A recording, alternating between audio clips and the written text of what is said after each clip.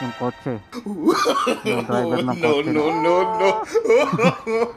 Kasuhan yung driver. Aso. Ako po.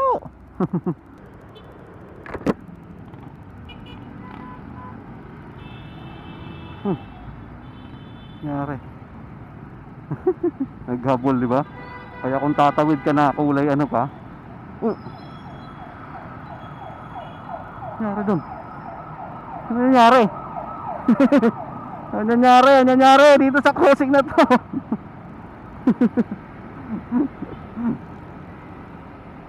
Except lang dun sa ano, siyempre sa ambulansya. Yo, magandang umaga, it's your boy Galang Pototoy. So kailangan natin magmadali ngayon kasi habang hindi pa pumapatak yung ulan, ayan o, ang dilim ng kalangitan, makulimlim. So pangit kasi pumasok ng nang nabasa na, di ba? Nang nabasa ng ulan, ng pawis, kasi amoy kulob ka na nun. Amoy mandirigma ka na kaagad. Yung papasok ka pa lang, pero parang ano ka na, amoy pauwi ka na.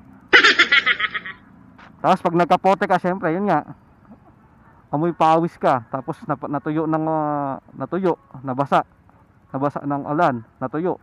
Ayun, amoy ano ka na, amoy mandirigma ka nun. Kaya sana hindi pa tayo abutan ng ulan. At mababasa kasi yung kapote ko pag tiniklop ko na ng maayos yun eh. Aso. Ako po. Bangga ka pa ng kotse. Kasalanan ng kotse yun kasi binangga ka. Kakasuhan yun, baka kasuhan no, yung kotse, yung driver ng kotse. No. Kasuhan yung driver.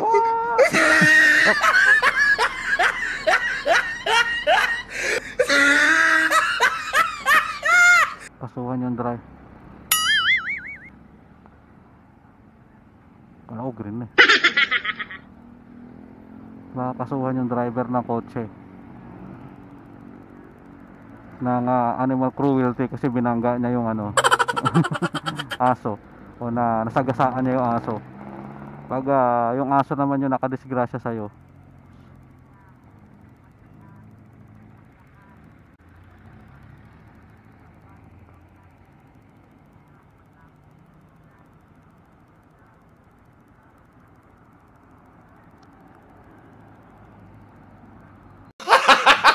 yun, ang ganda ng panahon, lamig, sarap. Lamig. So siyempre hindi tayo pwede mag basta-basta kumanan, baka mahuli tayo eh. Wala pa naman signage na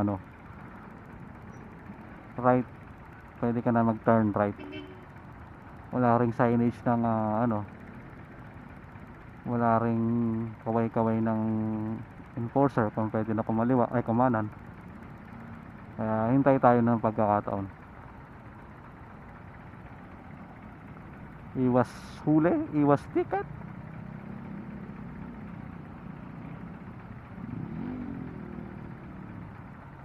Yung traffic na sa Cubao niya, no? Nakaalpas na yung mga galing Kamuning Kamuning Service Road. Baka matagal yung ayun, kasi na hinto na.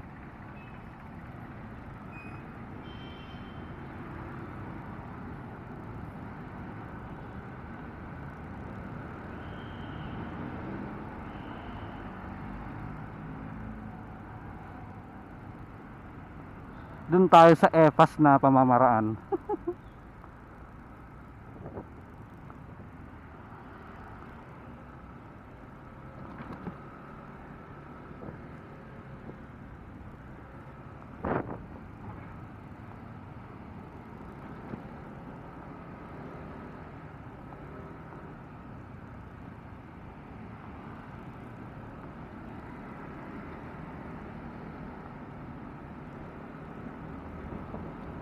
Ang luwag-luwag ng Cubao ilalim palagi kahit rush hour.